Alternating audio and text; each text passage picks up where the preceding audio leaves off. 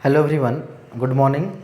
आज का जो लेक्चर नंबर हम लोग का 18 मैट्रिसेस का, पिछले वीडियो में हम लोगों ने एक्सरसाइज नंबर 5.2 केसी सिन्हा का कंप्लीट किया था। आज हम लोग उसी क्रम को आगे बढ़ाते हुए जो नया टॉपिक हम लोग को पढ़ना है वह है transpose of a matrix. Transpose of a matrix, हालांकि इसके बारे में जो है आपको नोट्स में लिखा हुआ है, लेकिन इसको हम लोग समझते हैं। टॉपिक है transpose of a matrix. Transpose का डेफिनेशन क्या बोलता है कि यदि कोई एक मैट्रिक्स है, कोई मैट्रिक्स है, उसको कहता है by interchanging rows and column. मतलब क्या है, इसका रो और कॉलम को इंटरचेंज कर दें, रो और कॉलम को क्या कर दें, इंटरचेंज कर दें, तो उसके बाद जो हमें मैट्रिक्स मिलेगा वो क्या होगा, पहले वाले मैट्रिक्स का ट्रांसपोज होगा। तो उसको यदि डेफिनेशन की बात करें, इसको लिखना चाहें डेफिनेशन, तो इसको लिख सकते हैं क्या चीज़ कि let A B any matrix, let A B any matrix. अब यहाँ पे मैट्रिक्स ए नहीं बोल रहे हैं कि स्क्वायर है कि क्या है, कोई मैट्रिक्स हो सकता है। Then matrix obtained by, then the matrix obtained by interchanging its rows and columns। क्या है, by interchanging its rows and column is called the transpose of given matrix A. जो दिया गया मैट्रिक्स क्या होगा, तो उसका ए का ट्रांसपोज कहलाएगा। And it is denoted by A का पावर डैश या तो फिर ए का पावर टी। मतलब ट्रांसपोज ऑफ ए या तो ए का पावर डैश। हालांकि इन जनरल जो है ए डैश लिखा आता है, कहीं कहीं ए भी लिखा रहता है, तो आपको समझना है क्या बोला गया। फिर से समझिए, लेट ए कोई मैट्रिक्स है, क्या है, देन और मैट्रिक्स ऑब्टेन्ड बाय, तब जो हम लोग को जो मैट्रिक्स मिलेगा किसे, interchanging its rows and column. Row और कॉलम को आपस में क्या कर देंगे, इंटरचेंज करने के बाद जो हम लोग को जो है मिलेगा मैट्रिक्स, तो उसको बोलते हैं ट्रांसपोज ऑफ अ मैट्रिक्स। यदि इसको हम लोग एज अ जो है एक एग्जाम्पल लेते हैं और उसको समझते हैं कि ट्रांसपोज क्या होता है। मान लेते हैं कोई एक मैट्रिक्स लीजिए ए, लेट ए कोई मैट्रिक्स है 2 4 6 8 1 0 5 7, इस तरह का। ऑर्डर क्या है, देखिए रो कितने इसमें, नंबर ऑफ रोज 2, कॉलम कितने हैं 4, तो इसका ऑर्डर कितना गया 2/4। और यदि इसका ट्रांसपोज करें तो हो जाएगा ट्रांसपोज ऑफ ए, मतलब हो जाएगा यार ए डैश, या तो इसी बोल सकते हैं ए का पावर टी। क्या बोले, interchanging its rows and column, row को कॉलम में चेंज कर देना है और कॉलम को रो में। मतलब इसको जो फर्स्ट रो है वो मेरा क्या बन जाएगा, first column, and second row है वो क्या बन जाएगा, सेकेंड कॉलम। ध्यान से सुनिए क्या बोल रहे हैं। ट्रांसपोज कहने का मतलब है इंटरचेंजिंग रोज एंड कॉलम। क्या है, फर्स्ट रो का जितने सारा एलिमेंट है किस में लिख देंगे, फर्स्ट कॉलम में, सेकेंड रो वाले को सेकेंड कॉलम में, थर्ड रो वाले को थर्ड कॉलम में, इस तरह से। तो देखिए पहला रो में कितना है, तो है 2 4 6 8, तो पहला रो वाले को किस में लिखेंगे, पहला कॉलम में। दूसरा रो में कितना है 1 0 5 7, तो देखिए ये मेरा क्या हो गया, तो मैट्रिक्स बन गया। अब इसका ऑर्डर कितना है, देखिए रो कितना होगा 1 2 3 4, कॉलम कितने हैं 2। मतलब ये मैट्रिक्स जो हमको मिला वो क्या है, इस मैट्रिक्स का ट्रांसपोज है, ट्रांसपोज ऑफ ए। अब यहाँ से हम लोग एक चीज़ ऑब्जर्व कर रहे हैं कि इस मैट्रिक्स का यदि दिया गया मैट्रिक्स का ऑर्डर 2/4 है था, तो इसका ट्रांसपोज क्या है 4/2 आया। मतलब इन जनरल बोला जाए कि यदि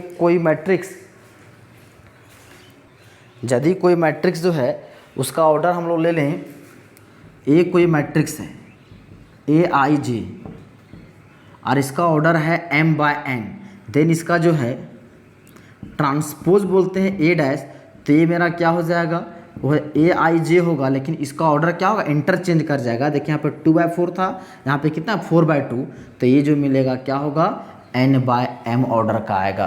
तो ये चीज़ यहाँ से हम लोग को कंक्लूजन पता चला कि यदि हम कोई मैट्रिक्स को हम लोग ट्रांसपोज करेंगे तो उसका ऑर्डर भी क्या हो जाएगा, चेंज कर जाएगा। यदि m/n है तो n/m हो जाएगा, 4/2 है तो 2/4 हो जाएगा, 2/2 है तो उसमें कोई चेंजिंग नहीं, स्क्वायर मैट्रिक्स में कोई चेंजिंग नहीं होगा, लेकिन और जो है रेक्टेंगुलर मैट्रिक्स होगा तो उसका ऑर्डर क्या हो जाएगा, तो चेंज कर जाएगा, उसका जस्ट उल्टा होगा। तो ये इसको बोला जाता है ट्रांसपोज ऑफ अ मैट्रिक्स। अब जो है इसी में हम लोग को जो है एक और एग्जांपल ले लेते हैं, उसके बाद हम लोग प्रॉपर्टी की बात करेंगे। देखिए दूसरा एग्जांपल, मान लीजिए B एक कोई मैट्रिक्स है, 2 4 5 6 0 1 2 मान के चलिए -1 5 8 ऐसा है। इसको हमको ट्रांसपोज करना है, B का ट्रांसपोज। तो क्या transpose of B = B dash. अब इसको क्या करेंगे, पहले वाले रो का एलिमेंट को पहले कॉलम में लिखेंगे।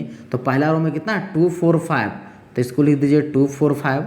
फिर क्या है सेकेंड रो वाले को सेकेंड कॉलम में, तो देगा 6 0 1। थर्ड रो वाले को थर्ड कॉलम में, तो -1 5 8।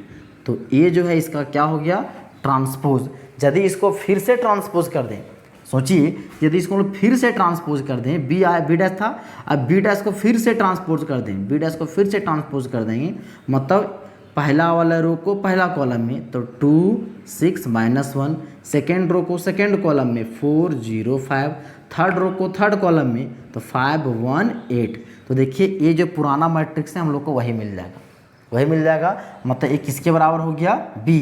तो यहाँ से एक प्रॉपर्टी हम लोग को आ जाएगा कि B डैश का डैश बराबर हो जाएगा B। मतलब यूँ समझा जाए, यदि एक कोई सीधा ये मार्कर है, इसको जस्ट ट्रांसपोज मतलब समझे उल्टा, इसको उल्टा किए, ट्रांसपोज हो गया, फिर से इसको ट्रांसपोज किए, क्या हो गया, सीधा हो गया।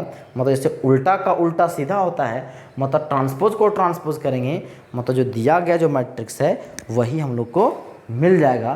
तो चलिए अब देखते हैं इसी में जो प्रॉपर्टी है उसके बारे में।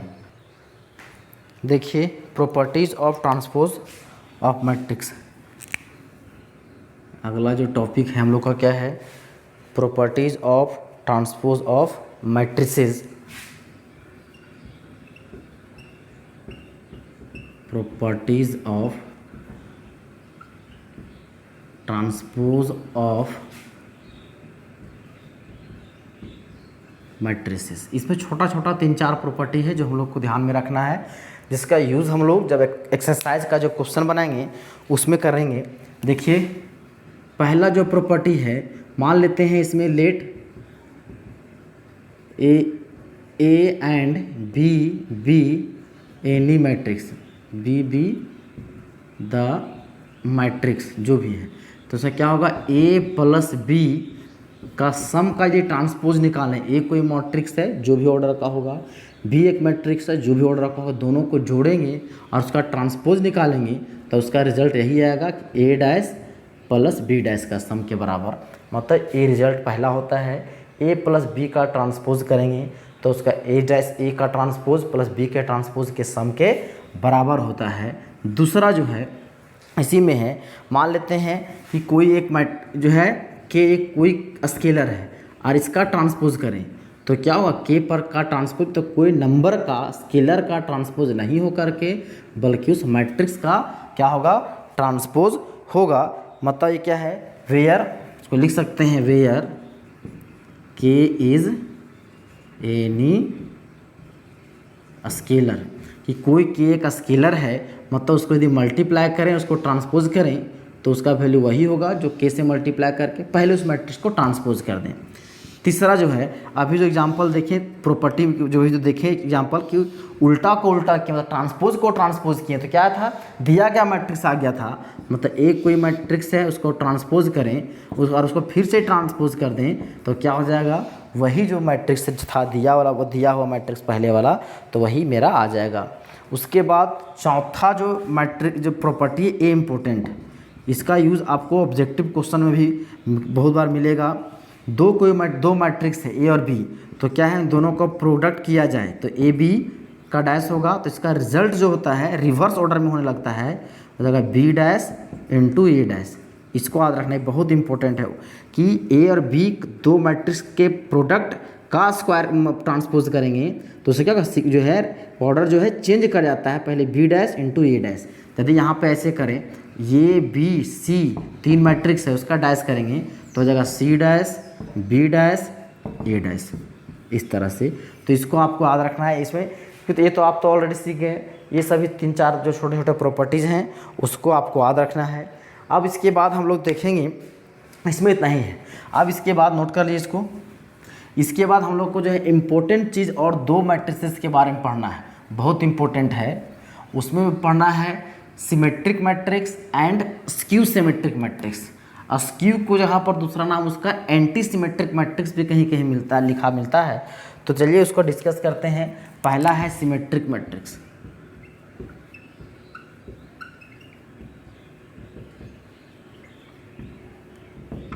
आपको जो नोट्स मिला है उसमें आपको दो दो जो है डेफिनेशन लिखा मिलेगा।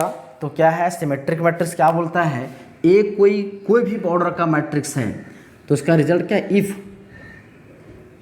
ए डैश बराबर ए हो जाए, यदि कोई मैट्रिक्स में ऐसा पॉसिबल हो कि ए डैश बराबर ए हो जाए, कोई मैट्रिक्स को ट्रांसपोज करें तो दिए गए मैट्रिक्स के बराबर हो जाए, तब उसको क्या बोलेंगे, तो ए को क्या बोलेंगे, transpose symmetric matrix. Then A is symmetric matrix. तब क्या होता है, ए को हम लोग क्या बोलते हैं, सिमेट्रिक मैट्रिक्स। कब ए डैश बराबर ए हो जाए। अब बताइए ए डैश बराबर ए कब होगा, उस चीज़ को समझने के लिए देखिए, मतलब ए डैश ए बराबर क्या होगा, तो इफ एंड ओनली इफ, मतलब क्या इस पॉसिबल होगा, अच्छा this is possible only when, क्या हो जाएगा, पॉसिबल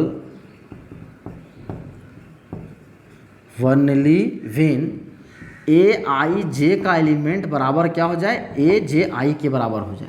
मतलब जो एलिमेंट मान के चले 2-1 पोजीशन पे है वही एलिमेंट 1-2 वाले पोजीशन पे एलिमेंट हो जाए।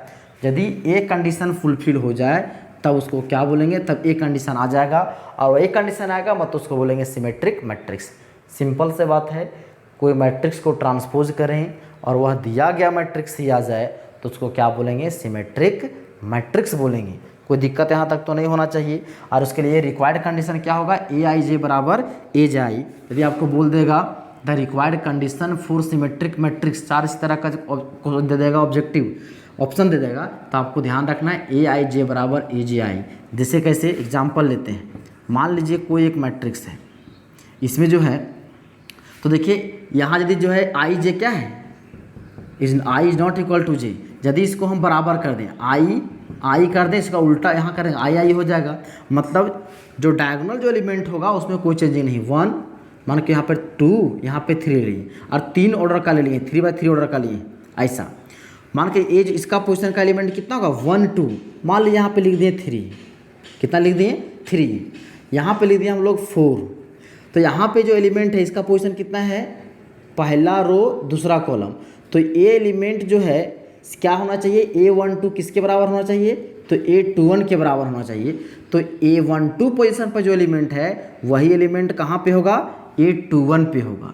अब बताइए इसका पोजीशन क्या है, इसका है A13, तो जो है A31 पोजीशन पे जो एलिमेंट होगा वो 4 होगा, तो 31 पोजीशन पे 4 हो गया।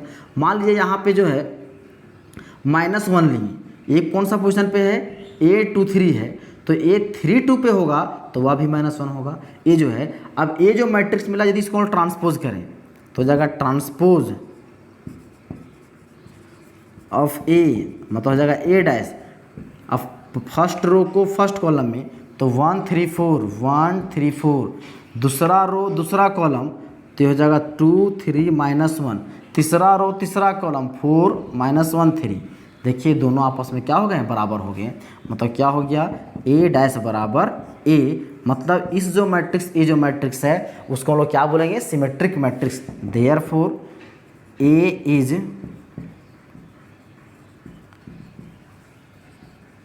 तब क्या बोलेंगे, ए को हम लोग सिमेट्रिक मैट्रिक्स बोलेंगे।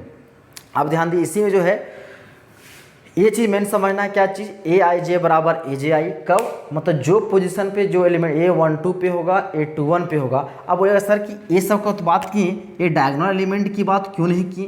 डायगोनल एलिमेंट का पोजीशन क्या था A11, इसको ऑर्डर को चेंज कर देंगे तो भी होगा A11, तो इसका तो A11 तो और कहीं पर होगा नहीं, तो वहीं पर है। A22 तो हो जाएगा, यही हो जाएगा A22, A33 तो जाएगा A33, मतलब उसमें कोई फेरबदल नहीं, जो डायगोनल के अलावे छोड़ के होगा उसमें फेरबदल होगा। यदि उसी को सोचिए एक कोई और एग्जांपल, चलिए मान के चलिए 1 2 4 ऐसे ले लीजिए, तो 1 -3 लीजिए, कोई भी एलिमेंट ले सकते हैं, तो 3/3 ऑर्डर का लीजिएगा तो यहाँ एलिमेंट होगा। अब यहाँ का जो पोजीशन का एलिमेंट है, मान के लिए यहाँ पे ले लिए 2, यहाँ पे ले लिए 2, तो इसका पोजीशन कितना है 1 2, तो जो 2 1 पोजीशन पे जो एलिमेंट होगा वह भी 2 होगा, तो 2 1 यहाँ पे है तो यहाँ पे 2 होगा। यदि मान के लिए यहाँ पर ले लिए 5, तो इसका पोजीशन का एलिमेंट, इसका कौन सा पोजीशन पे है 3 1 पे है, 3 1, तो 1 3 पोजीशन पे जो होगा वह भी 5 होगा, 1 3 यहाँ पे है तो यहाँ होगा 5। यदि यहाँ पे ले लिए 7, तो इसका पोजीशन कितना है A32, मतलब A23 पोजीशन पर जो एलिमेंट होगा वह भी 7 होगा, हो जाएगा 7। अब इसको ट्रांसपोज कीजिएगा तब इस ऐसा मैट्रिक्स में क्या होगा A डैश बराबर A हो जाएगा, तब ये जो मैट्रिक्स होगा वो क्या कहलाएगा, सिमेट्रिक मैट्रिक्स कहलाएगा। तो इस मैट्रिक्स का ऐसा यदि कंडीशन फुलफिल हो जाए तो उसको क्या बोलेंगे, सिमेट्रिक मैट्रिक्स। अब इसी में देखते हैं हम लोग, दूसरा है स्क्यू सिमेट्रिक मैट्रिक्स। यहाँ तो समझ में आ जाना चाहिए। स्क्यू सिमेट्रिक मैट्रिक्स क्या है, सेम प्रोसेस उसमें भी थोड़ा सा बस उसमें अलग है। थोड़ा सा क्या अलग है, जो थोड़ा सा अलग है वही हम लोग समझने की कोशिश करेंगे।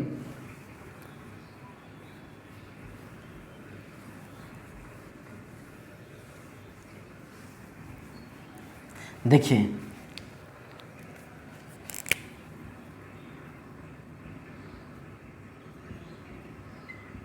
स्क्यू सिमेट्रिक मैट्रिक्स, इसी का दूसरा जो नाम है स्क्यू को, तो उसको आता है एंटी सिमेट्रिक मैट्रिक्स। आप स्क्यू सिमेट्रिक्स लिखिए, तो फिर एंटी सिमेट्रिक लिखिए, कोई भी दिक्कत नहीं है। यदि इसमें कंडीशन क्या बोलता है, इफ़ A डैश बराबर -A हो जाए, यदि A डैश बराबर क्या हो जाए, जो है दिया गया मैट्रिक्स के नेगेटिव के बराबर हो जाए, तो then A is skew symmetric matrix. तब उसको क्या बोलेंगे, ए को स्क्यू सिमेट्रिक मैट्रिक्स बोलेंगे। और क्या है, इसको बोल सकते हैं this is possible only when क्या हो जाए, AI J बराबर -AJI के बराबर हो जाए, उसके नेगेटिव का A बराबर हो जाए। वहाँ पे क्या था, A डैश बराबर A, मतलब जो एलिमेंट यहाँ पे होगा वो दोनों सेम होगा, लेकिन बोलता है A डैश बराबर -A बोलता है, मतलब उसके नेगेटिव के बराबर, तो नेगेटिव के बराबर होगा, ऐसा होगा। यहाँ तक तो कोई दिक्कत नहीं होना चाहिए। अब ध्यान दीजिए, यहाँ एक कंडीशन होगा इसके लिए, जो है किसके लिए, स्क्यू सिमेट्रिक मैट्रिक्स के लिए। अब स्क्यू सिमेट्रिक मैट्रिक्स में जो है डायगोनल एलिमेंट क्या होगा, 4 डायगोनल एलिमेंट्स किसके लिए, तो इन स्क्यू सिमेट्रिक मैट्रिक्स में डायगोनल एलिमेंट्स का क्या होगा, तो यहाँ पे हो जाएगा AI J बराबर क्या है कंडीशन, होता है -AJI, ये जनरल कंडीशन है। 4 डायगोनल, तो डायगोनल क्या था A11, मतलब वहाँ पे जो है I is not equal to J, तो यहाँ पे होता है I is not equal to J in general. तब 4 डायगोनल के लिए बोला जाए तो डायगोनल के लिए क्या हो जाएगा, यहाँ पे 4 डायगोनल हो जाएगा I बराबर J हो जाएगा, क्योंकि डायगोनल में A11 A22 A33, मतलब जो एलिमेंट I बराबर J आता है, मतलब यहाँ से हो जाएगा AI बराबर -AII लिखा तो JJ लिखिए, कोई दिक्कत नहीं। इसको उठा के इधर ले आइए तो हो जाएगा AII plus AII is equal to 0, तो हो जाएगा AII बराबर 0, मतलब क्या हो जाएगा AII बराबर 0, AII बराबर 0, मतलब डायगोनल एलिमेंट्स जितने सारे होंगे किसमें, इन स्क्यू सिमेट्रिक मैट्रिक्स में। स्क्यू सिमेट्रिक मैट्रिक्स में डायगोनल जो एलिमेंट जो भी होंगे वो मेरे क्या होंगे, तो 0 के बराबर होंगे। कब, जब जो है स्क्यू सिमेट्रिक मैट्रिक्स है, तो ये आपको ध्यान रखना होगा कि उसका डायगोनल एलिमेंट हमेशा क्या होंगे, 0 होने चाहिए, तभी उसको हम क्या बोलेंगे, स्क्यू सिमेट्रिक मैट्रिक्स बोल सकते हैं, अन्यथा उसको नहीं बोल सकते हैं। ये कंडीशन किससे हम लोग को आया, तो इससे आया, ए डैश बराबर माइनस ए, मतलब ए आई जे बराबर माइनस ए जे आई। अब फॉर डायगोनल एलिमेंट क्या होता है, तो आई बराबर जे होता है, तो यहाँ पे लिख सकते हैं we know that.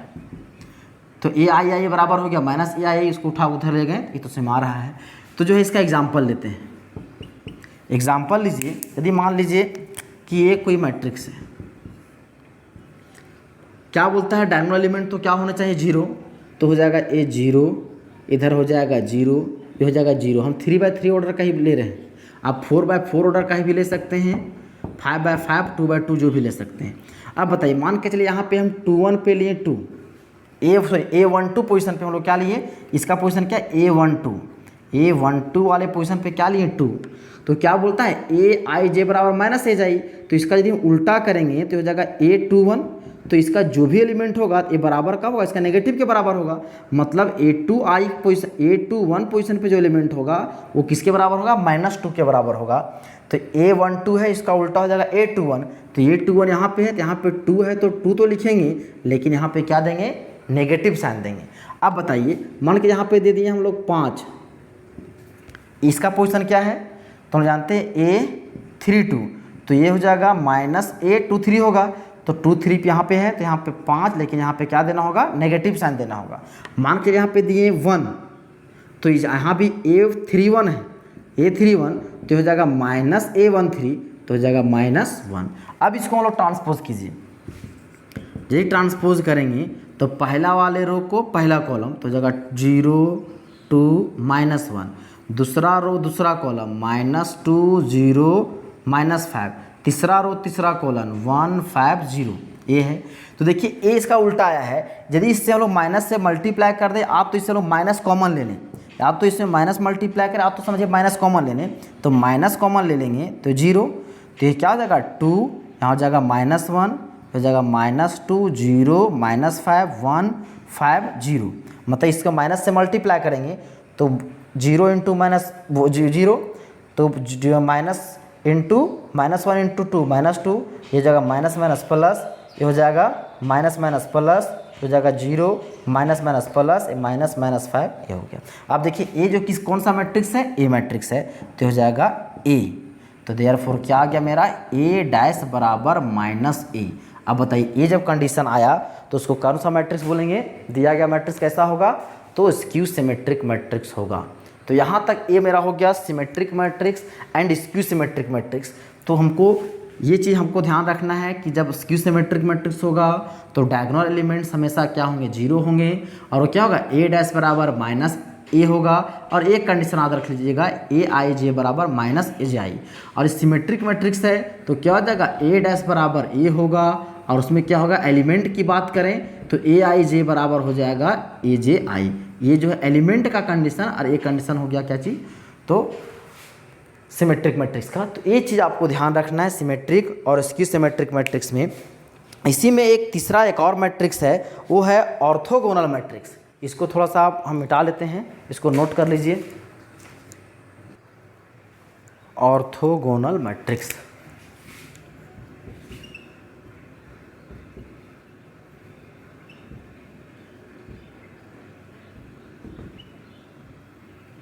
Orthogonal matrix क्या बोलता है, ए स्क्वायर मैट्रिक्स ए, हाँ तो बोलिए if A is a square matrix, if A is a square matrix then क्या होना चाहिए, ए डैश का प्रोडक्ट किसके बराबर हो जाए, तो आइडेंटिटी मैट्रिक्स के बराबर हो जाए। क्या बोला, ध्यान से सुनिए, ये कोई मैट्रिक्स क्या होना चाहिए, स्क्वायर मैट्रिक्स होना चाहिए, और यदि उसका हम लोग ट्रांसपोज निकालें और उसको मल्टीप्लाई करें, दिया गया मैट्रिक्स और उसके ट्रांसपोज को मल्टीप्लाई करें, तो क्या निकल के आ जाए, तो आइडेंटिटी मैट्रिक्स का आ जाए। और ये आइडेंटिटी मैट्रिक्स कितना ऑर्डर का होगा, जितना ऑर्डर का ए होगा उतना ही ऑर्डर का आई होगा। जब एक कंडीशन फुलफिल होगा तब उसको हम लोग क्या बोलेंगे, दिया गया मैट्रिक्स को ऑर्थोगोनल मैट्रिक्स बोलेंगे। और जहाँ पे ए डैश क्या है मेरा, ट्रांसपोज ऑफ ए, तो ये मेरा हो गया स्क्वायर मैट्रिक्स। मतलब ऑर्थोगोनल होने के लिए उस मैट्रिक्स को सबसे पहले क्या होना पड़ेगा, तो स्क्वायर होना पड़ेगा, उस मैट्रिक्स को क्या होना पड़ेगा, स्क्वायर। स्क्वायर मैट्रिक्स रहेगा तभी वो ऑर्थोगोनल का कंडीशन हो सकता है। यदि रेक्टेंगुलर मैट्रिक्स रहेगा तो उसको देख के बोल देंगे वो जो मेरा क्या होगा, ऑर्थोगोनल नहीं होगा। मतलब और उसके लिए कंडीशन क्या होगा, ए डैश बराबर आई दिया गया मैट्रिक्स है, उसको हम लोग ट्रांसपोज करें, दोनों को मल्टीप्लाई करें और क्या आ जाए, आइडेंटिटी मैट्रिक्स आ जाए, तब उसको बोलेंगे ऑर्थोगोनल मैट्रिक्स। अब जो है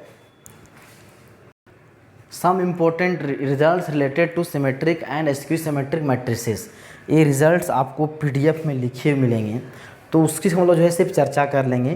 देखिए पहला जो रिजल्ट आपको वहाँ पे पीडीएफ में जो लिखा हुआ है वो बोलता है कि इन स्क्यू सिमेट्रिक मैट्रिक्स, इन स्क्यू सिमेट्रिक मैट्रिक्स में क्या होगा, स्क्यू सिमेट्रिक मैट्रिक्स में डायगोनल एलिमेंट्स क्या होगा, आर 0। अभी देखें कि डायगोनल एलिमेंट्स के कॉरस्पॉन्ड स्क्यू सिमेट्रिक मैट्रिक्स में क्या होता है, 0। तो आपको याद रखना है कि स्क्यू सिमेट्रिक मैट्रिक्स में डायगोनल एलिमेंट, जो डायगोनल के अलॉन्ग जो एलिमेंट होंगे सारे क्या होंगे, 0 होंगे।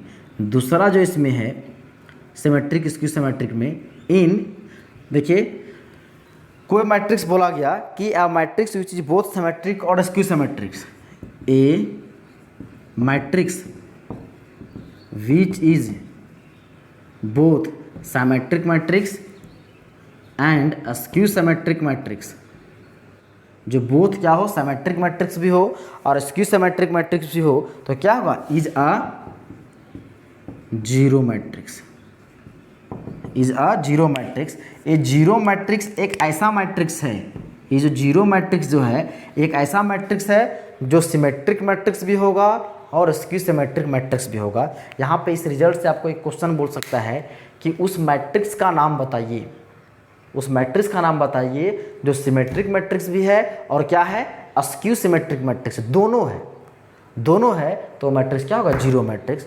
जीरो मैट्रिक्स जो है सिमेट्रिक मैट्रिक्स भी होगा और स्क्यू सिमेट्रिक मैट्रिक्स दोनों होगा। ये इंपॉर्टेंट रिजल्ट है, इसको आपको याद रखना है। यदि कोई ऑब्जेक्टिव क्वेश्चन के लिए जो है मल्टीपल चॉइस में इस तरह क्वेश्चन जो है पूछा जा सकता है।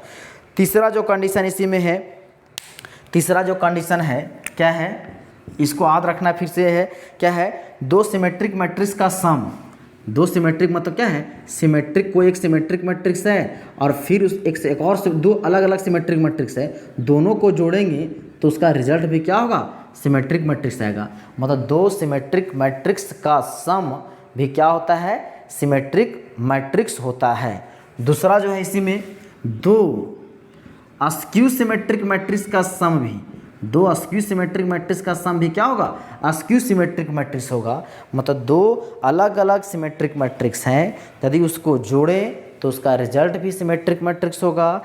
दो अलग अलग क्या हो, स्क्यू सिमेट्रिक मैट्रिक्स है, यदि उसको जोड़ेंगे तो भी उसका रिजल्ट क्या होगा, तो स्क्यू सिमेट्रिक मैट्रिक्स होगा। चौथा जो रिजल्ट है बोलता है, चौथा का जो पहला, यदि मान के चलिए if A is symmetric matrix, A is क्या हो, सिमेट्रिक मैट्रिक्स, देन के ए आल्सो क्या होगा, तो सिमेट्रिक मैट्रिक्स होगा। ए कोई सिमेट्रिक मैट्रिक्स, हालांकि इसका सिंबल जो है ऐसा नहीं लिखना है, हम शॉर्ट में इसको लिख दिए हैं, आप ऐसा यूज़ नहीं कीजिएगा क्योंकि ये जो है हम इतना लंबा लिखने से बचने के लिए लिखे हैं। इसका कोई स्टैंडर्ड ए चीज़ ऐसा नहीं आप लिखिएगा, गलत हो जाएगा। क्या इफ़ ए सिमेट्रिक मैट्रिक्स है तो यदि उस मैट्रिक्स को हम लोग कोई स्केलर से मल्टीप्लाई करें तो भी वो क्या होगा, सिमेट्रिक मैट्रिक्स ही रहेगा, उसमें कोई चेंजिंग नहीं होगा। एज सिमिलर कंडीशन इसी में जो है, मान के चलिए ए इज क्या है, स्क्यू सिमेट्रिक मैट्रिक्स है, तो देन यदि उसको हम लोग के से मल्टीप्लाई कर दें तो भी उसका रिजल्ट क्या होगा, तो स्क्यू सिमेट्रिक मैट्रिक्स ही होगा। मतलब कोई स्केलर से कोई सिमेट्रिक मैट्रिक्स आ तो स्क्यू सिमेट्रिक मैट्रिक्स में मल्टीप्लाई करने पर उसमें क्या है, कोई उसमें चेंजिंग नहीं होगा, वो सिमेट्रिक है तो सिमेट्रिक ही रहेगा, स्क्यू सिमेट्रिक है तो स्क्यू सिमेट्रिक मैट्रिक्स ही रहेगा। पांचवा जो है बोलता है if A is any square matrix then, बोलता है पांचवा में if A is any square matrix, A कोई स्क्वायर मैट्रिक्स है, then A plus A dash, then A plus A dash क्या होगा, किसको रिप्रेजेंट करेगा, सिमेट्रिक मैट्रिक्स को। ए कोई स्क्वायर मैट्रिक्स है, यदि उसको हम लोग ट्रांसपोज कर दें और उन दोनों को ऐड कर दें तो ऐड करने के बाद जो रिजल्ट मिलेगा, ऐड करने के बाद जो रिजल्ट मिलेगा वो रिजल्ट मेरा किस में होगा, तो सिमेट्रिक मैट्रिक्स होगा। और यदि क्या है, इसी का दूसरा में यदि बोला जाए कि if A is any square matrix then A minus A dash वो क्या हो जाएगा, स्क्यू सिमेट्रिक मैट्रिक्स। ये दोनों कंडीशन आप याद रख लें, बहुत इंपॉर्टेंट है, ये दोनों बहुत ही इंपॉर्टेंट है। आपको याद रखना है कि ए कोई स्क्वायर मैट्रिक्स है, यदि उसको ट्रांसपोज को हम उसके साथ जोड़ दें तो जो नया मैट्रिक्स मिलेगा तो क्या मिलेगा, सिमेट्रिक मैट्रिक्स होगा। यदि कोई मैट्रिक्स है उसको ट्रांसपोज करने के बाद उसको घटा दे आपस में तो क्या होगा, उससे जो नया मैट्रिक्स मिलेगा तो क्या होगा, स्क्यू सिमेट्रिक मैट्रिक्स मिलेगा। और जो है छठा और अंतिम जो प्रॉपर्टी है वो क्या बोलता है, कोई एक मैट्रिक्स है कि कोई भी एक एवरी स्क्वायर मैट्रिक्स क्या है, यूनिकली उसको हम एक्सप्रेस कर सकते हैं क्या, as the sum of symmetric and skew symmetric matrix में। मतलब कोई भी एक मैट्रिक्स है, कोई भी एक स्क्वायर मैट्रिक्स है, छठा में जो है इधर लिख देते हैं A B, if A B any square matrix, ये क्या है, कोई भी एक स्क्वायर मैट्रिक्स है तो इस मैट्रिक्स को हम लोग एक्सप्रेस कर सकते हैं सिमेट्रिक मैट्रिक्स और स्क्यू सिमेट्रिक मैट्रिक्स के सम के रूप में। और ये जो टॉपिक जो है, ये प्रॉपर्टी से जो पहले, अभी तो नहीं, पहले जब देखिएगा 2008-9 के जो क्वेश्चन बैंक में इसी टाइप से एक क्वेश्चन 6 मार्क्स का क्वेश्चन पूछता था कि ए कोई स्क्वायर मैट्रिक्स है तो इस मैट्रिक्स को sum of symmetric and skew symmetric matrix में एक्सप्रेस करें। तो उस चीज़ को समझने तो ऐसा समझिए, ए कोई मैट्रिक्स है, क्या इसको हम ऐसे लिख सकते हैं, ए इंटू ए से 2 से मल्टीप्लाई कर दिए, 2 से डिवाइड कर दिए, कोई चेंजिंग नहीं। ए 2 है, क्या इसको ऐसा लिख सकते हैं, ए प्लस ए डैश कर दें, फिर कर दें प्लस और ए माइनस ए डैश कर दें, ए डैश जोड़ दिए थे, ए डैश घटा दिए, कोई चेंजिंग तो हुआ नहीं।